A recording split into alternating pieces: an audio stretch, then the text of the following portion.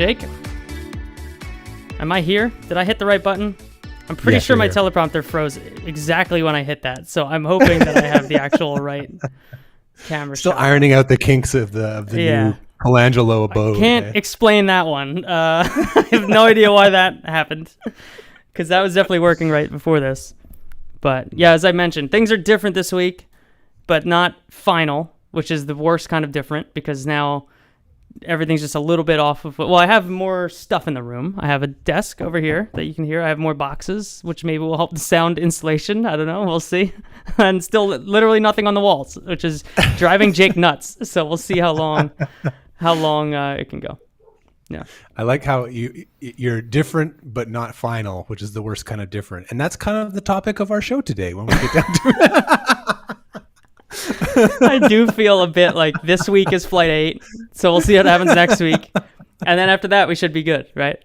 That's the theory. Anyway, let me try to... I'm going to unplug my teleprompter. I'm going to do something highly I don't know. What's the word I'm looking for? Stupid? Hold on. All right. Unplug. I like it. Unplug. Oh, boy. We're doing it live. Oh, boy. Something flickered. I don't know what happened, but something flickered. That's because my, one monitor turned sideways. Okay, there we're back. We're back. It's live. Yeah. There we go. Yeah. Here we are. All right, Jake. What do we got? How do we start this show? Well, usually we start with drinks. That's typically our first segment. Yeah. What do you got? Ill-advised is the chat is telling me is the words I was looking for, which is exactly the word I was looking for. What do you got? What you got? You got any mead? No, I made a margarita today. Tamarind. I went the full board this week. Look at this. Wow. Tahini on the rim. I did it in a shaker and everything with the tamarindo for the sweetener. Wow. Just love it. You are living. This is life. how you do it, man. This is how you do it. Yeah.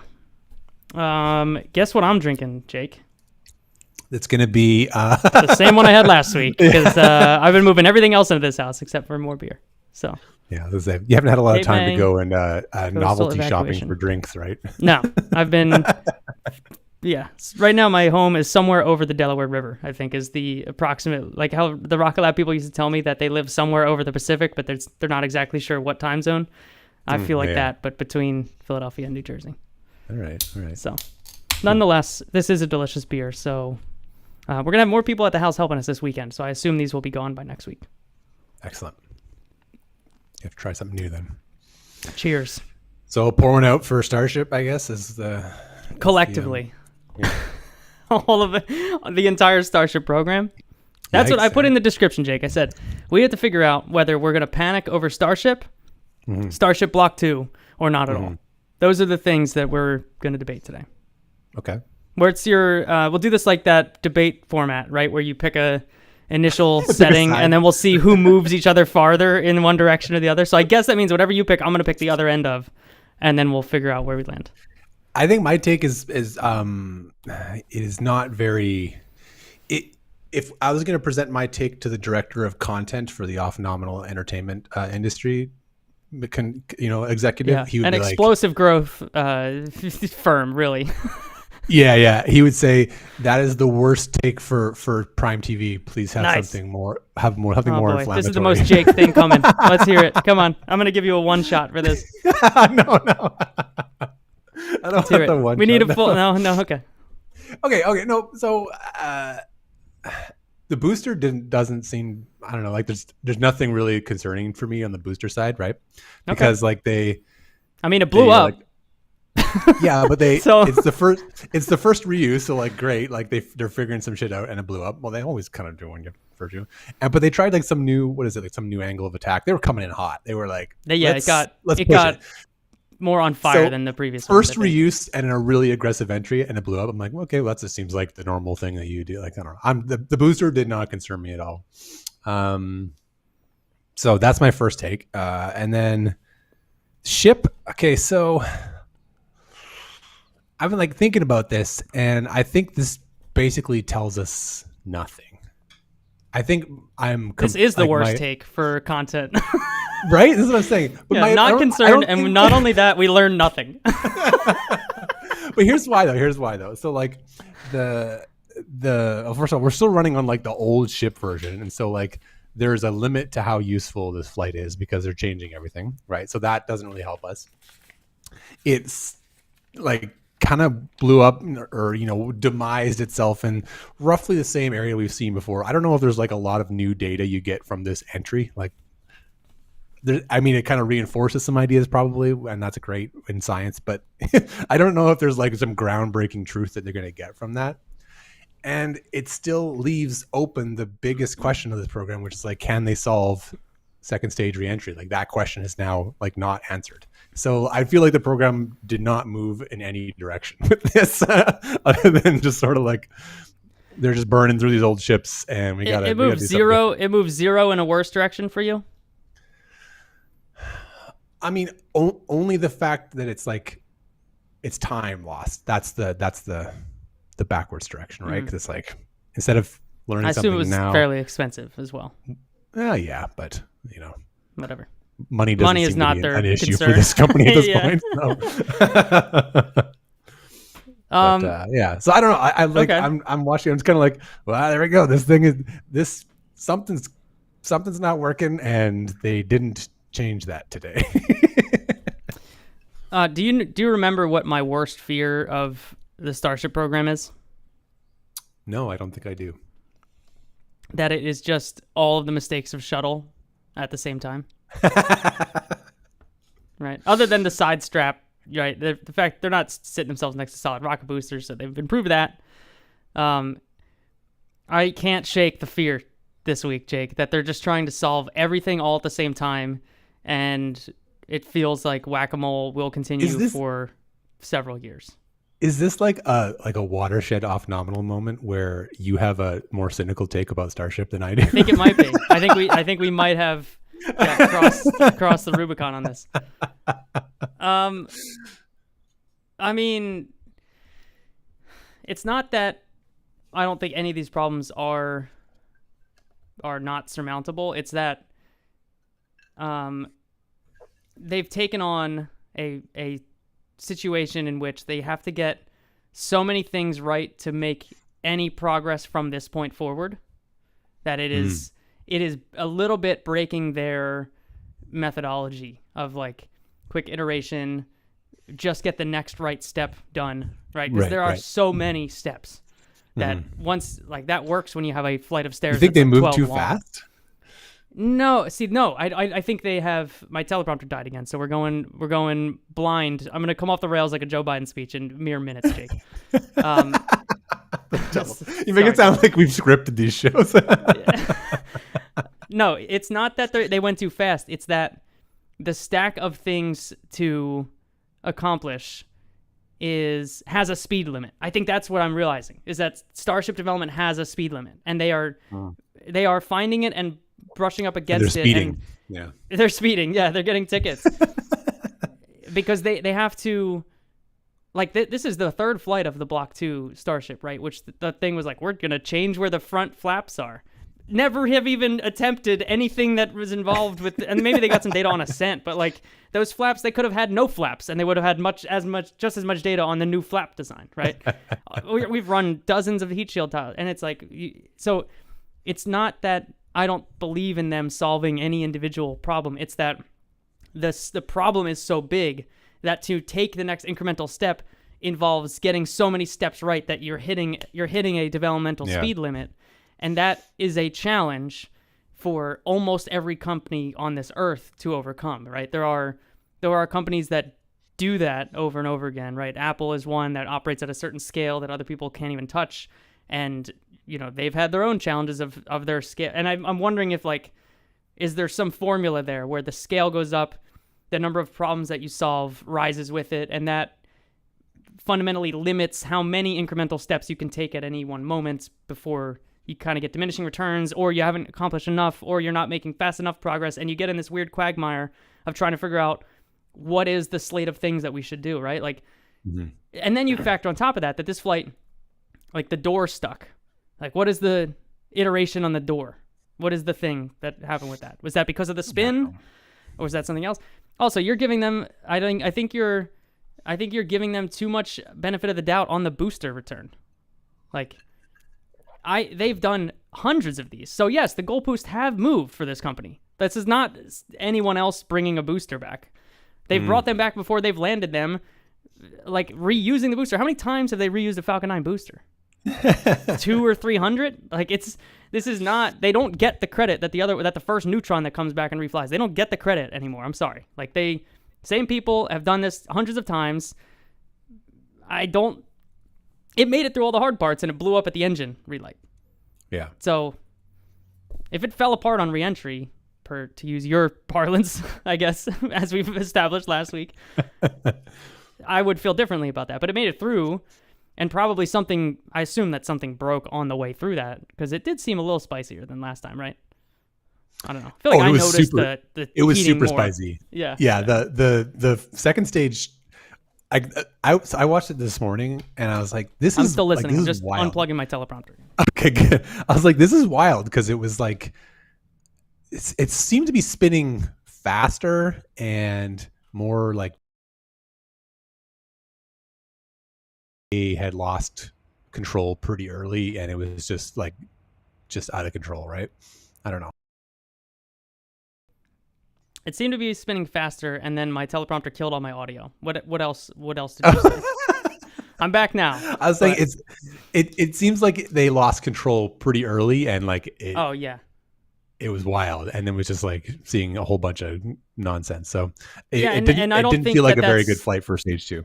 It doesn't feel like I'm not convinced until they come out and say a lot that I'm not convinced that this wasn't the same issue and it just happened a little later than last time. Possibly. Now it presented itself as a spin versus a RUD during ascent. I don't feel like we're out of the woods on that yet. I watched Tim's stream, and he was pointing out that there was even at engine cutoff, like on ascent, there was a fire or like heated up elements in the engine bay. So I think you might be onto something there. Like the problem had happened similar time. It just a little further down. Luck had saved it. Yeah. There was the one hot spot on the engine. Even my 4.5, almost 5-year-old son did like a grimace, the actual grimace emoji. He appeared on his face when it saw the spot getting a little hot. I was like, that's props, man. That's a note. And then there was that on the other side of the skirt eventually, which made me suspicious. Was that just like some sun angle stuff? Maybe. But yeah, it might have been. So I'm a little cranky, Jake. I'm kind of cranky. I'm not mad at anybody. I just don't feel, and I also feel highly, highly convinced that internally this is way more dramatic than the happy face that SpaceX is letting on externally, because 100%. Yeah, this is the kind of shit like Elon's burning the building down right now. Yeah, but like this is the company that likes to put out highlight reels of all the shit blowing up, and let people drive media trucks right up to where they're operating on the coast of Texas, right? Like, so to silently cancel and not ever mention again the update from Elon that was going to be before the flight and then was going to be after the flight and then has not been mentioned by anybody, SpaceX or Elon or anybody, and then just not act like it never happened is very un-SpaceX-like. It's gross knowing their history that they've been very open about this stuff, and it's concerning that it's probably he's not done meetings yet where he's yelling at people or whatever his current management style is.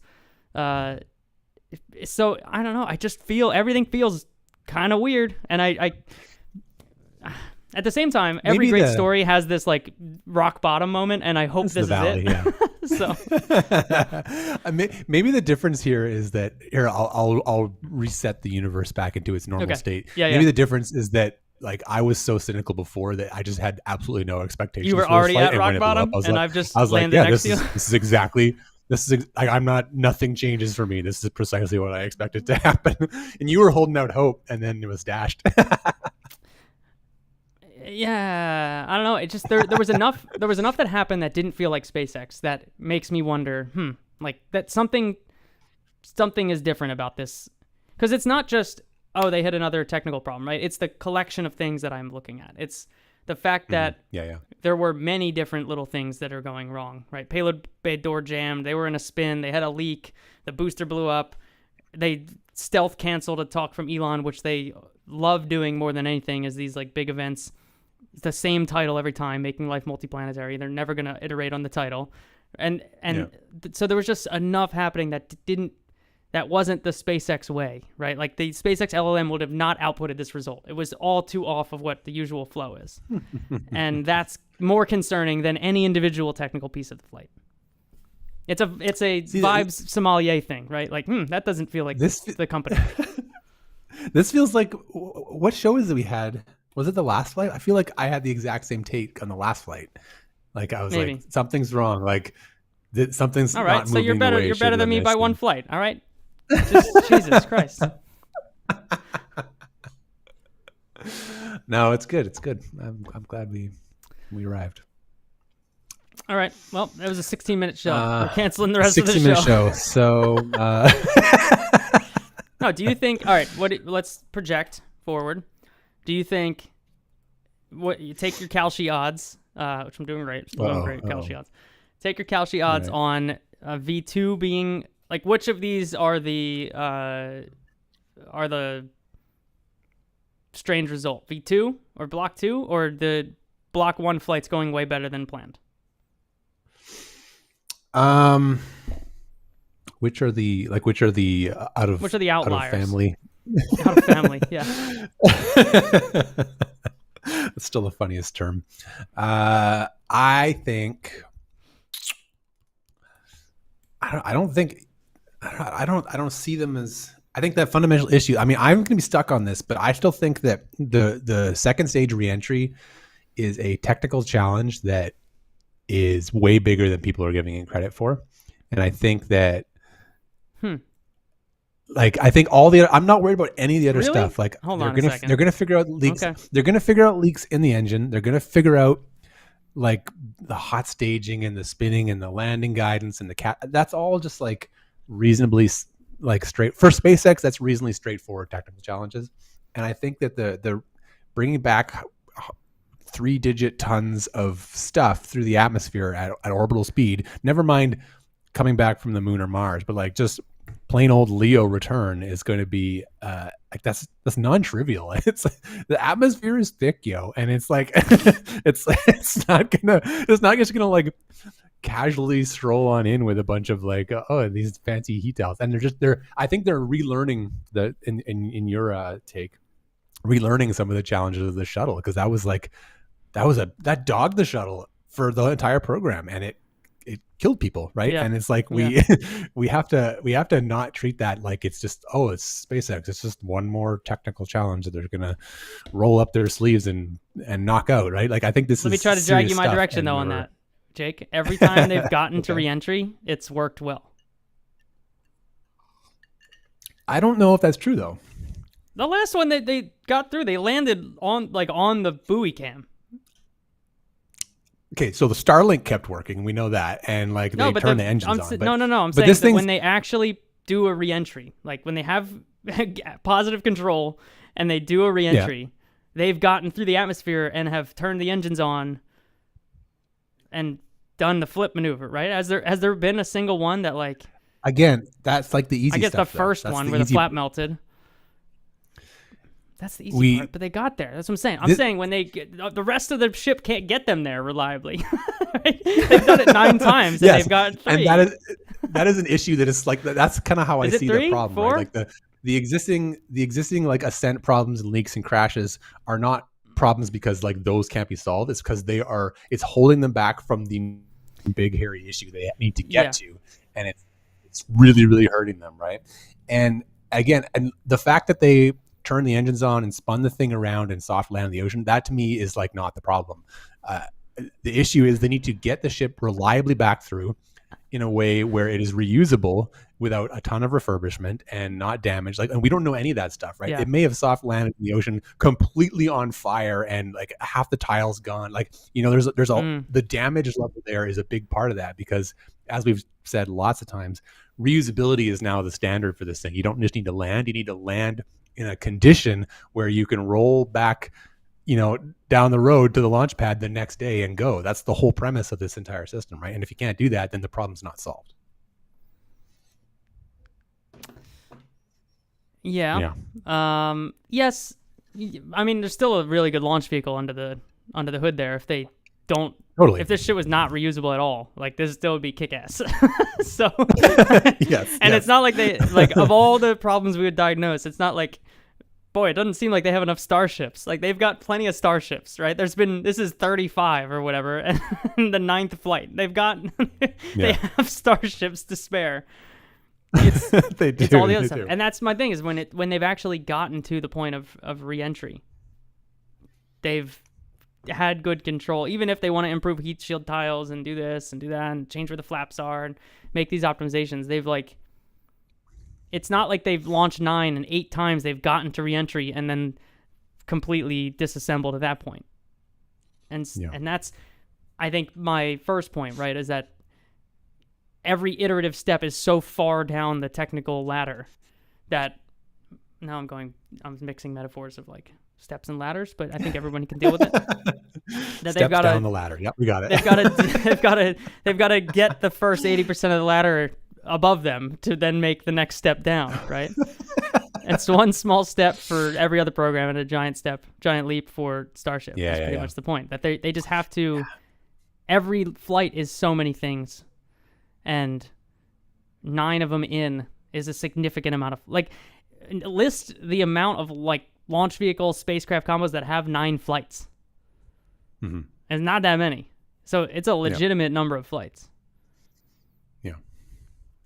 Yeah, it's interesting because trying to grade it on a SpaceX scale versus a normal rocket company scale gives you completely different answers too, right? Yeah. But it's the thing, man. I don't know. Success brings expectation on these flights. I think Starship is showing that SpaceX is mortal, and that's an uncomfortable feeling for us. I think that's different. An absolutely immortal task, though. That they're showing that they're mortal by actually flying into the sun, and it's like, damn, I didn't think their wings would melt. It's challenging. Yeah, that's the speed limit. No one else is flying towards the sun, and they're flying into it, and we're like, shit, I guess they could die.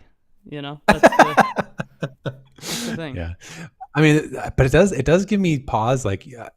This is something I've said years ago, is the idea of converting the system to be used on Mars is very challenging for the way SpaceX does things, because the iteration cycle is so constrained, right? Like being able to wait for the launch cycles, you either got to throw a ton of fuel at it, which is I guess that's one way to solve it, but it creates problems. Or you got to just wait every 2 years to fly, I don't know, fly 10 at a time or something. But it's challenging, right? And that's how they solve problems, and they can't apply that to that.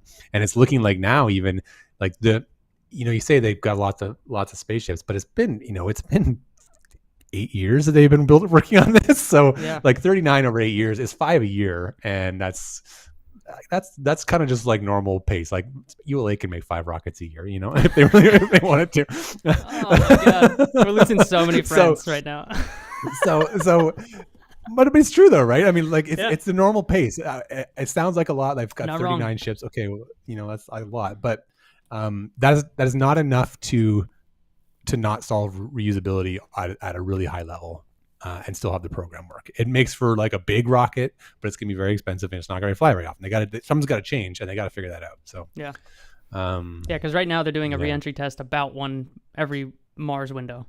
It feels like how frequently they're getting to the re-entry part. Yeah, of these tests. I'm actually kind of, that is one thing that's really kind of strange to me, is how I felt like SpaceX would be moving faster by now. I thought we'd be seeing one of these go up every month at this point, and we're not. That's weird. There's so many things to do. That's my point, right? They have so many big tasks as part of this vehicle, which is the great part of it, but it's totally the weakness of it too. It isn't a simple thing, and that's why shuttle has always been my greatest fear. Right? There was nothing simple about shuttle.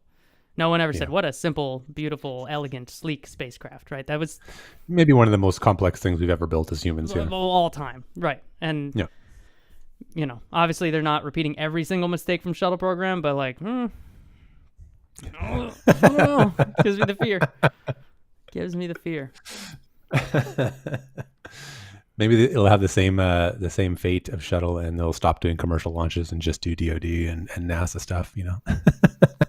I mean, not the worst idea. There's a business there, Jake. All right, we got to talk about whether you think the return of Elon Musk is going to be... Were they missing him this whole time, Jake? Is that what's wrong? He's out of Doge. He's getting out of Doge, and he's shitting on the Republicans' bills. So to some extent, nature is healing itself, and he's returned to his tiny home in Boca Chica. So what do you think? What are the projections on that front? Is that a good or bad influence? I need Elon in the trailer, hopped up on medicine, so he can stay awake for 23 hours a day, and getting into that damn manufacturing floor. Yeah. I mean, what do you think? Is that going to be a legitimate influence? Man, we're going to find out some stuff. I think we're going to learn if this program turns around now. That is an interesting observation, because it's like that's always been the number one question, right? Is Elon 50% of SpaceX's success or not, right? Yeah, what level? Because I totally trust the things that we hear internally, and Berger's books of how much of that like founder ethos sinks into the good parts of SpaceX, right? And then there were a lot of anecdotes over the last couple of years of his absence letting people get down rabbit holes on certain aspects of the architecture there. And it's a power vacuum, right? Yeah, not really pull out to zoom out and look at like the entire integrated set, right? I think to some extent the early days of Starlink were that phenomena, right? That there was a team going down a certain path, and Elon wasn't happy about it, but isn't in that office all the time, and then started appearing there more, and that led to friction that eventually led to then the Starlink that we have today. And so I do buy that there's the founder ethos that cuts through certain things and cuts out certain decisions, that doesn't allow things to get taken down rabbit holes that they might otherwise if given, a run of the place. So now they've still flown. It's not like they haven't flown, but I've been waiting for like the other shoe to drop. Like I feel like almost every day I'm kind of like waiting for the news to be like, half the team at Starbase was fired. That feels like that's what should have happened in the normal course of SpaceX things by at this point. And I don't know. It feels too many things to do. There's too many things to do. The rent is too damn high down there. There's too many things to do. I mean, the webcasts are straight up like hiring fests, right? Like they're every couple minutes there's like a pitch. I feel like I'm being sold on a timeshare. I had the stream up on the TV this morning, and my wife walked by and she looked over, and there was like, it was Tim's stream, right? So there was like Chris G on the screen on the SpaceX side, and then Tim up in the corner. And she like looks at the screen, she looks at Tim, looks at Chris, she looks at me, and she's like, "Why the hell do all you guys look the same?" Too real. I was like, yeah, that's a problem that we have. It's pretty accurate. It's a problem with this industry is everyone's a freaking like middle-aged guy. I still got to show up in my glasses at some point. Yeah. It's good to see Chris G, though. The fact that he's still around. Yeah. It's good. He's out there. I miss him. Yeah. Man. Miss when we could talk to him. I know, right? It's just in the veil of secrecy at this point. Yeah, it sucks. He probably put a lot of effort into whatever the Elon talk was gonna be. He's behind the Iron Dome. Steel. Stainless steel dome. Stainless steel dome. The heat shield dome. No, that'd be too easy to get through. No. Yeah. All right, we've extended that joke, I think. That was all. That's all. I've got no more bits left on that. You made me feel a little better to round out our debate format. I feel a little better. I feel worse that you straight up told me you are at least one show faster than me on these takes. Minimum. No, one flight. As many shows. It was one flight. One flight. That's true. Yeah. They're not flying very much right now. So that's a lot of shows. Christ. It's like Newark Airport up in here. Do you feel worse or better? Is my crankiness rubbing off on you at all? I feel the same. That's it. I'm not moved much by this right now. Like this program has just been spinning its tires for a few months at least, and it's, I don't know. So I mean, all right, let's do some schedule math, Jake. Do you think what year do they transfer propellant between two starships?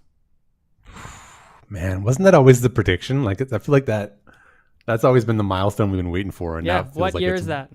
It feels like that was really, really ambitious to even talk about that. What happens first, that flight or Starliner with people? Whoa. That's a good burger tweet. He's coming at us in our time slot. Well, it's not really our time slot, but it is kind of our time slot. He's doing like an Off-Nominal ripoff right now. Off-Nominal. And we're over here doing burger polls. So what happens first? Starliner with people or propellant transfer? Oh, that's a really good one to throw in front of me because it's wild to think about.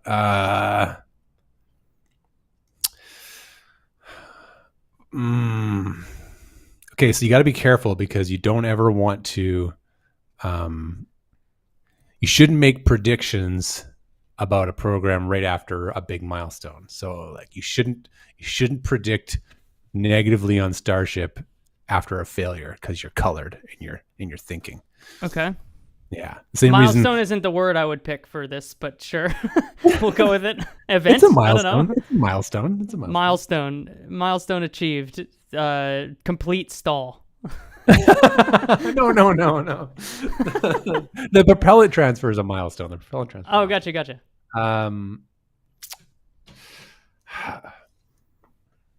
I will still give it to Starship. I think I will. Because I'm starting to feel even more cynical about Starliner. I'm almost into your camp where it's like that's it. We're not going to see it anymore. Yeah. I forgot about that take of mine. That's the ISS optimization. Exactly. I mean, if any amount of these like cuts materialized, all the NASA programs, like Starliner is at the bottom of that list. It's going to be below the line, I think. So, I mean, if you believe Elon Musk, none of these cuts are going to materialize on anything, which was evident the whole time. I hate to break it to everybody, but yeah, you and I have both been saying that since the very beginning. Yeah, we have. Yeah. And we are not, I don't know where everyone calibrates our political vibes, but we are not near each other on the spectrum. No. We are not at all. And that's why this works. And neither of us were hopeful about that. Or whatever word you would use. Hopeful. Yeah, neither of us were expecting the budget request to be close to reality. But yeah, I don't know. It's you picked Starship, but okay, what year? Give me a calendar year. A calendar year, yeah, that's I mean, I think it still turn things around. It could still be 26. You know, that could happen. 26, yeah. Yeah, I mean, that could be a year. I mean, we're halfway through now, I guess. But like, I think it takes him at least a year, but it could be 16 months kind of thing. You know, the thing I would be worried about because they can do that before they fix reentry. That's the thing, right? And they arguably should. Well, I still will fight that there's an issue with reentry. Because they don't have to fix reentry. You're talking about solve ship reuse. Because the reentry, when they get there, when they get to the reentry part works. They haven't landed on a pad, so we don't know if they're all SN10, and we're going to debate was it successful or not. To me, reentry is refurbishment, though, because like reentry is just a half-built car. It's not useful to anybody. Like, that's fair. Good, you got it back. Why did you go through all that effort? Like, who cares if you can land it? If you can't use it again, then you may as well have just blown it up in space or crashed it in the ocean. Sidebar, my favorite thing about SpaceX being the reusability company is that they're also the company that iterates so quickly and makes better versions every 5 seconds. Right? So, like, they're going to be the most cranky about actually reusing stuff when they're flying the ship from 3 years ago. And they're like, God damn, this one has the shitty valve set up in the bottom. And both both SpaceX and Blue Origin give like completely counterintuitive messaging on this subject, because like SpaceX does the exact same thing. It's like, we're solving reuse, like it's going to transform everything. You're like, okay, cool. What else are you doing? Oh, we're perfecting mass manufacture so we can make a bajillion of these things. It's like, those don't match, you guys. Like, if you're going to reuse them, you don't need to make a lot. And if you're going to make a lot, you don't need to reuse them. Like, pick one, right? And then Blue Origin is the opposite. It's like, look at the amazing factory you had. We're going to be able to make so many new lenses. How many are you going to make? 4. Like, you know? Because it's reusable. So that's fine for us. That's all the fleet we need. Man, I was like, okay, if you could draw, man, that would be a great comic. Trade, like, you guys got to trade like infrastructure a little bit maybe here. I don't know. Yeah. You got to get like a ghost kitchen for producing rocket cores, you know? Right? Yeah. Yeah. Here's, all right, so you said they got to solve. Case, I don't know.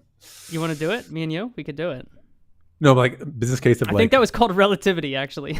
No, like develop a really good rocket that's reusable, and then just sell it like an airliner. It's like, blue order in here, put an order in for 5 new Glens. Here's your 5 new Glens. Fly them as much as you want. Put in, and every company's flying the same rocket. I don't know. That's the Dawn Aerospace just announced that with their space plane.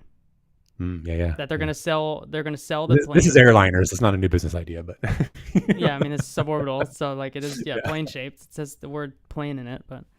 No, I mean, I'm not having a new idea here. I'm just describing how airlines work. No, and there was many businesses before airliners that also worked that way. So yes, no. Here, all right. You're saying the reentry solution situation. You're saying they might shuffle those, right? You're talking about.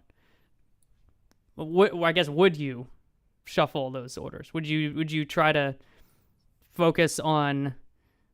Stop putting heat shields on these ships. Let's go do some propellant transfers. I think. So here's where I'll like fight you on your take of doing too much at once. Is that if you have enough people and enough teams, then you kind of should. So like if let's say the next problem they solve is like these leaky Raptors, so that the thing isn't like constantly on fire and exploding, right? And they can like reliably get into space, right? And after that. No promises, but like they can reliably get up there. You may as well kind of do what they're doing. It's like, let's try the Starlink door. Let's put some, mass simulators in there and shoot them out and see what, like, that seems like a reasonable thing to do if you can get up there reliably. And so if, the reentry thing dogs them for longer, may as well put a tank on one side of the ship and a tank on the other and start transferring stuff. And then maybe launch 2 at the same time. That's an operational thing. And transfer stuff between them. There's like stuff you can do in space before you come home, right? And it makes sense to iterate on those, unless it's distracting them. That's where the leadership comes in, right? They need to be able to look at that and go, you can do this. You can do your experiment. If you in any way get in the way of the people with the critical problems, you're out. Like that's got to be how it's done, right? But that's what we don't know if it's happening like that or not. Yeah, and that's. The other risk, right, is that they try to just catch up on their iteration roadmap. All right, well, the next flight, we'll do all what we plan on this flight and the next thing. Yeah. And there's a balance there because it's like you should probably repeat a flight once or twice, and then you should probably add a thing onto the flight because that team that was working on the next thing up is ready now, so throw their thing on there. But then eventually, if like too many of them in a row don't work and you've added too many of those things, to your point, you've scope creeped your own launch. Yeah. You've kind of Artemis Ford yourself, right? There's like how many things can be on the critical path. but we don't know how this played out internally, but like I would hope that, this flight, the long pull item on this flight was the critical stuff. It was something to do with reentry and something to do with solving these engine problems. If this flight in any way waited for the Starlink door actuator to get installed, then they've got their priorities mixed up. Yeah, they screwed up. That thing better have been sitting installed in the Starship for the last weeks, waiting for their chance to fly, right? That's got to be better the order. Yet, it broke because that was 4 versions ago. And it was like, no, that one sucks. We didn't think that was going to work anyway. Yeah, if it did like an Orion and the batteries died waiting at the facility, that's fine. The CubeSats? They're the SLS CubeSats. They're still out there announcing CubeSats, by the way, for Artemis 2. There's a press release every once in a while. I was like, this country puts a CubeSat on. That's the people in that program don't really know what's happening in the world, but sorry if you listen. Sorry, I love you guys, but we can take it or leave it. I'm sure you can do something else. Oh man, you could come work at our company where we create a ghost kitchen for producing rocket stages. We're gonna commoditize reusable rocket sales. Yeah, just buy them in the market. Go to the store, get a rocket. Cots for the stages. Speaking of which, it's kind of relevant to Firefly. Did you see the Firefly news that came around 5 minutes ago? Pretty much. Is this the investment? Is this the Northrup investment? Yeah. It's good. I want to bring it up because it's like my long-held prediction, I guess, of what's going to happen to these things. Where's my Northrup? What was it? Was that on Northrop Grumman Firefly? $50 million, which now that I read it in that way, it does not really sound like that much money. No. For some reason. But $50 million investment to advance the medium launch vehicle named Eclipse. They Now changed it's the named name, Jake. Yeah. Give me your review of the name Eclipse. Well, first of all, we all agreed the old name was bad, so it could not have gotten worse. Yeah. Yeah. Eclipse, I don't know. We have a problem in space with naming stuff, and this just perpetuates that same problem. It's like, so here, I'll go on a thing. Space stuff like has this, when you work in the area of space, you have this bounty of cool sounding weird names. Like just everything in space is named something super like quasars like, and constellations and Orion and like all this stuff, like all these like super sick names that are like tied into like Athena, science, Aquarius, and mythology, and like all this, like we're so spiritual about how we name stuff in space. So like people feel like they have no choice but to just like, I got to take from that. It's on topic. I can't do better than that. So yeah, here's my new rocket. It's called freaking Orion, just like every other goddamn thing. And it's like, this is the Orion Aries constellation machine. And you're like, okay, guys, like, yeah, I struggle with that. One of my biggest pet peeves of a company is when they've established a naming convention and then bail on it on like the second vehicle. That's my concern with companies. So because wasn't there a beta for a minute? Because we have alpha. Wasn't there a beta for a minute, and maybe even a gamma? Was that just the code name for MLV? Probably, but why not just name it the name then? I don't know, man. I don't know. And why did you call it alpha if you were going to bail on the whole Greek alphabet thing? These are great questions. That's crazy. That's crazy. Okay, so the most mind-numbing piece of this announcement, Jake, is that both of these companies still act like Antares 330 is going to be a thing. I don't understand why. If that's true, what the hell is going on there? Why can't you just make the one launch vehicle? You know, just get together. It's just like when two of your friends, you're like, just get together. Like everybody knows it. Just go, go be together. You know, this is that. You're always hanging out. We can tell. You don't have to act like you got different plans. Just go, man. You know. They're still like, oh, Antares 330, we're coming back. We're going to put that shitty little solid rocket upper stage on top of this really cool first stage that we're building. I just love this Northrup and Firefly, the will they, won't they relationship. Yeah, it is. It's a situationship. It totally is, man. Oh my God, get a room. Yeah, like, okay, if you're saying, okay, let me steelman this first. Firefly is bad at upper stages, so if Northrop is like, listen, we're fine with your first stage, but we're gonna just handle the upper stage from here to get, like, presumably Cygnus. They talk about ISS cargo. They're gonna put Cygnus back on this thing if the schedule works out, I guess. So I'm that's the best argument I can make for it. The worst argument is like, so you're gonna make these new first stages, all these new beautiful engines, and then you're gonna put a little caster on top. You're going to waste one of your beautiful first stages on the little caster thing? I don't know, That's man. weird. Is it going to fit in the fairing? Is the fairing different? Because, These are like, this is such an old space way to design a rocket, right? Like, this is exactly how, like, the entire history of, like, Atlas and Delta went. It was just like, well, what do we got? Like, you just go to the factory and be like, well, I got all these things and all these things. And so if I just turn a knob on this and turn this one upside down, we got a whole new rocket. Let's go. It's just like, welcome to Delta Atlas 3. I was bringing up the Delta 3 image, which is the one that's like, what in the fuck is going on with this like thing? the old, like, Saturn what is happening with this? That's like a Centaur on top of there or something, yeah, right? Well, no, it's like the Delta upper stage. Like, that's still. Oh yeah, right. That's like IUS, the EUS or ICPS right there, right on top of this crazy thing. Whichever one it is, yeah. This might be the most Kerbal looking. EIOUS or whatever, yeah. Most Kerbal looking thing, right? You've unlocked the big payload fairings, but you still have the small tanks. So you got to do this. Yeah. That Ariane 4 is a historically terrible looking launch vehicle.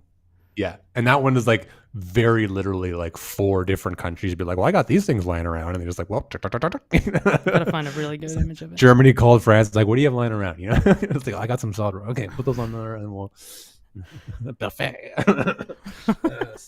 Oh, he's bringing the accents out. Yeah, look at that thing.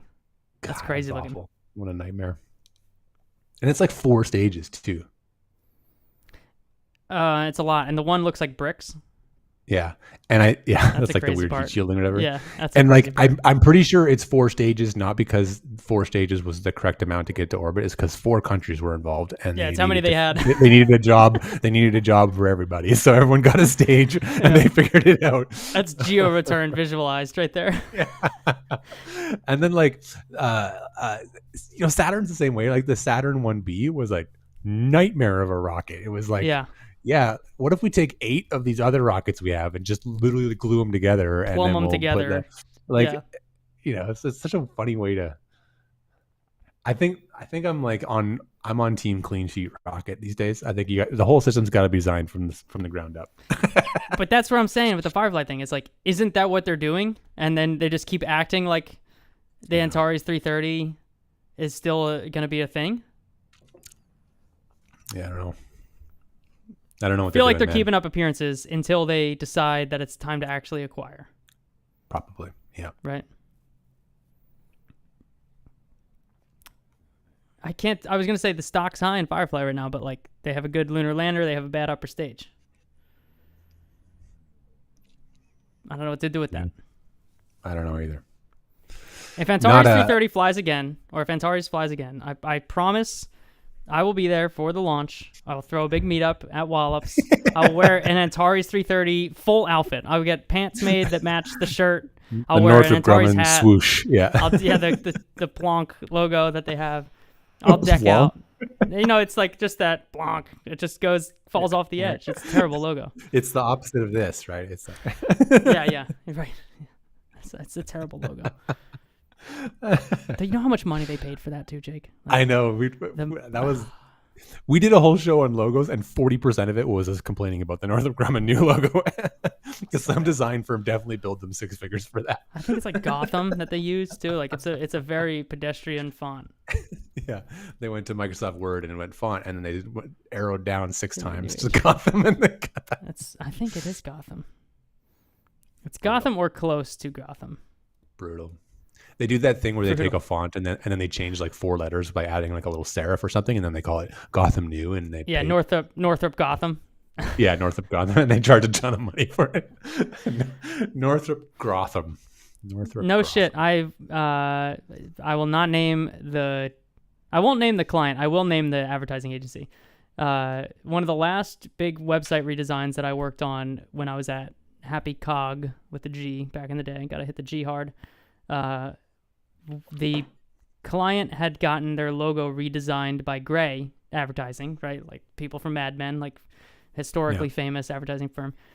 And the quality of work in this branding document was so low that they used Gotham and they misspelled it on the entire document. It was they switched the A and the H in Gotham. So it was Gotahm. And the whole got him. They cashed that check and went, got him. I'm so annoyed. I've been telling this story for 11 years, and I've never stumbled upon it. Okay. That's the story. So that's the story. And this is the Northrop Grumman. There's the old one, which had a little bit of personality, and there's the new one that just has a weird right angle. And blue swoosh. We are the official Off-Nominal take on the Northrop logo is the original one with the yellow with the eagle. We got to pull that up. We're on team this logo. That's right. What was it? Yeah, it's like a whole big swooshy. I don't think it was yellow, wasn't it? I thought it was yellow. Was it? I thought it was not yellow. Oh no, yeah. It was. Was it just Grumman at that time? No, it was Northrop. I'm just trying to find. Which one was it? I'm trying to find. Most of these are your page cannot be found. It's Oh this yeah, there one. it is. No, it's Grumman. It's the Grumman logo I'm thinking of. Are you're not thinking? Of Actually, they both have it. Both the old Northrop this? one. Yeah, that one. That one's Okay. rad. And then And pull up then you're the saying that the historical Grumman Grumman logo. one. Oh, that thing. Yeah, that was crazy. Yeah. Is that not loading Your for you? screen share paused. We got no There it search is. results. There you go. Yeah. That one's awesome. See, That the looks like a actual badass Madman minor league designers knew what hockey they were team doing. too. That doesn't that look like does, someone yeah. that would play in the Canadian juniors leagues? Yeah. That's the Guelph Eagles. The Guelph Eagles. That's what it is. The Drummondville. You know what I'm gonna do is I'm gonna start a new beer league hockey team, and we're gonna make this the logo. I'm gonna rip the Grumman out, and we're gonna have blue jerseys, and this is gonna be the logo, and it's gonna be great. It's called Gotham's. Gotham's. Man, I'll never recover from that. So yeah, that's my take on Northrop Grumman's situationship with Firefly. I don't know what they're waiting for, to be honest. This is the moment. Just acquire them. That's the part I can't figure out. This is the time. Acquisitions Just acquire are back. cowards. Yeah, we're back. You can acquire people for the next 2.5 years. Go for it. You should be able to close it by then. Yeah. Acquisitions are back. They are. You could buy Johnny Ive for Biden's $6.5 out. Buy whatever you want. Yeah. I don't know, man. I'll go. I swear, though. I'll go to that Antares 330 launch. I'll be there. Speaking of Virginia launches, give me a Neutron vibe check real quick. You feel like that's closer than quiet, it may appear? A little quiet. No, I think the opposite. I think like they've got a lot of things. So? They keep talking up. They keep talking up this year. It's so hard to tell with Rocket Lab because they're just like, nothing's going on, nothing's going on, nothing's going on. Here's the finished rocket. We flew it 3 months ago, and we're showing a video now. And the payload's on its way to Venus. Yeah. They've flown 3 re-entry capsules with Varda at this point, successfully. That's pretty good. One of them was up there for as long as it would take to get to Venus. As long as it would take for reference. As long as it would take to get a license, which also is the same amount of time as it took to get to Venus. Yeah. What was that mission that we heard Venus about? Transit time pace. Wasn't somebody told us about that mission that the PI was this crazy dude who knew that it was going to take time to convince NASA to let them do like an extended mission, but they only had a certain number of days to complete this departure burn to go to a different destination. ISC. There's people listening to this that are young. The ISI one? ISC. What is it? ISE. Oh, the Interplanetary Cometary Explorer, whatever, the ICE one. That one. It changed names. It was ISEE, I think, before or after, one of the two. Mission. Let me Google this. I don't know if we've heard International Cometary Explorer, ICE, and then it was the ISEE, International Sun-Earth Explorer 3. Yeah, I don't know if it was 3. Might have this been is the one that they tried to reestablish contact out of an old McDonald's once.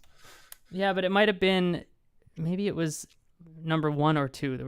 There are 3 spacecraft. I don't know. I don't know if I heard this on this show or in a different conversation, but there was a PI or somebody in charge of the project that I know a particular person that's yelling at their phone right now as they're listening to this, but they only had like, I'm going to make up some times, Jake, for effect so that you understand the story. They had like a week to do a departure burn to go to a really cool destination, but they knew that getting approval for that was going to take like a month, but that nobody would find out that they did the departure burn for like 6 months or whatever, because nobody was going to look. So they just told the team, do the departure burn, we'll work on the paperwork and get approval, and then by the time we're approved, we'll tell them we're already on our way. And this happened on a mission, and we need that person to come on and tell us the story. And I forget at this point why I even started this story. Oh, Rocket Lab. That's what it was. Yeah. I don't know. It sounds familiar, but I can't think of where that came from. I don't know. Yeah, I think I know who you're talking about too when they're screaming at their phone right now. Mm-hmm. Being like, it was me. I was on your show and I said that story and you don't remember that or my name or anything. Yeah. I remember these people's names. Mm-hmm. I don't know. We'll have them on the show to tell us the story. Yeah, Anyway. please email us. If you told us the story, email us. We actually have some spots coming up that are open. We do. Please.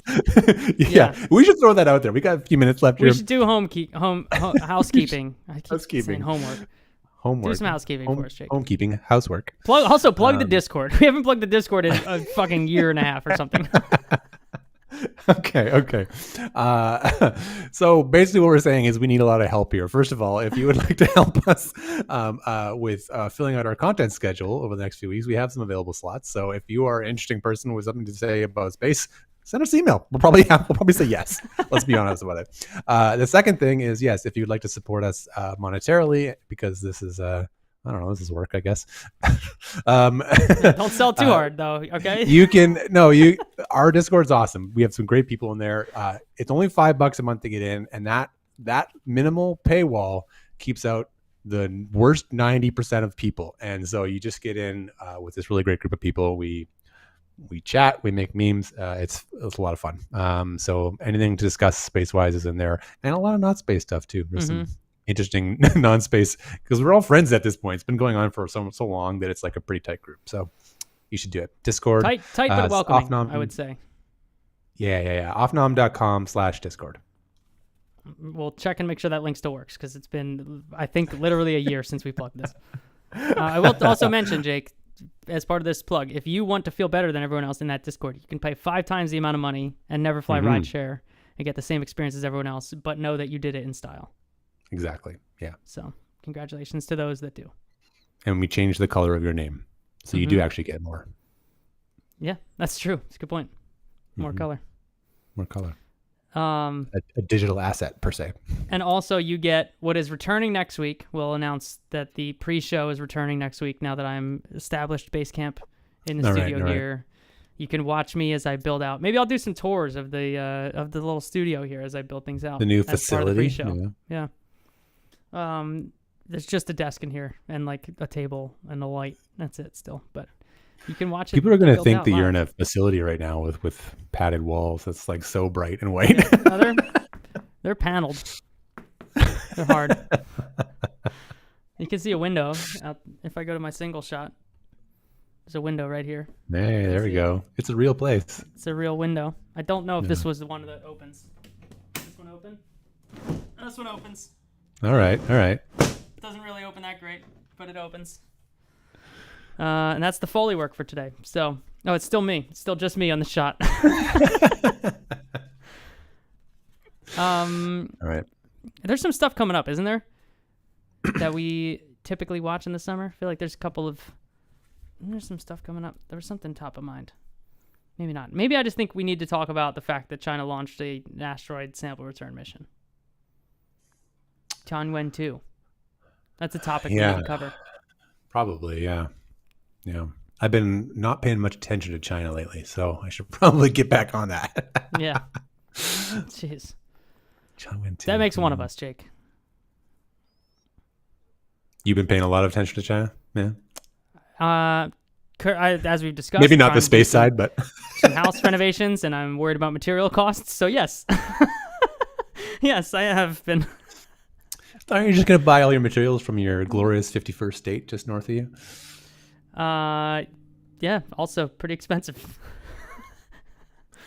Over our dead body, buddy. Oh my God. Did any of these buttons work, Jake? I don't know. Is there music playing? No. I don't know. None of these buttons really work anymore. We're not going to be able to end the show. That may be true. No, there's a finish button over here. If there's not going to be any music. We'll bring on the next topic of the show. Yeah. This is great. We're just landing this plane so well. Got him. Yeah, that's what we got. Got him. That's it, Jake. Thanks, Bye. everybody. See ya. Bye. You might be right that we can't end this show. People, I think we're still here. It still says on the air. No, I gotta unplug my teleprompter. This is so fun. Look at this little extra. This is like the Marvel credits content, you know? Oh, I see what happened. You got to stay in the theater. I promise. We're still here. Look at us. We're still here, people. Look at us.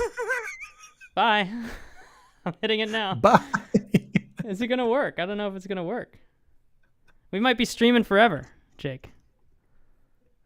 We're still live, so don't say anything crazy. I literally can't do anything in this app anymore. So that's super fun, and I don't know how to end the show. What happened to this show? Hold on. Gotta find the button, Jake. We're talking it out. How good is this, people? Where's the button to end it, Jake? I feel like something weird is happening because... Something weird is happening. There hasn't been any YouTube comments for a long time either. Even live? I hope we're live still. I'm going to go check it out. I'm just going to quit and see if we've survived. Okay? All right. How's that work? Good? We're definitely live. Are we? All right, good. Well, it's on YouTube then. And otherwise, I'm going to quit this app and we're going to see what happens. And I'll talk to you later, Jake. Bye. Goodbye.